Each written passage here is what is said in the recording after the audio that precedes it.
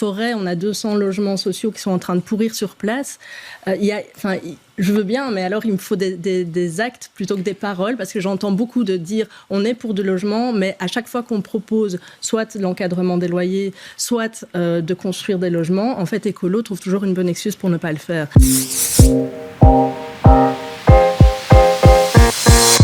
Qu'est-ce que ça veut dire concrètement une crise du logement à Schaerbeek, par exemple?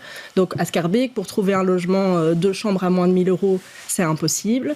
Les gens, je veux dire, il faut parler à des gens, on s'entasse les familles avec des parents qui travaillent. Les parents dorment dans leur salon pour que les enfants dorment dans la chambre parce qu'ils ne trouvent pas d'autres logements. Je crains que Écolo dise tout et son contraire, mais j'aimerais bien les croire sur parole quand ils me disent qu'ils veulent construire du logement social. Mais je veux dire, à Schaerbeek, ils sont dans la majorité avec des filles depuis 20 ans. On a les taux les plus bas des logements sociaux de Bruxelles.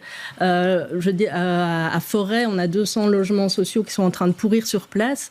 Je veux bien, mais alors il me faut des actes plutôt que des paroles, parce que j'entends beaucoup de dire on est pour du logement, mais à chaque fois qu'on propose soit l'encadrement des loyers, soit de construire des logements, en fait, Écolo trouve toujours une bonne excuse pour ne pas le faire.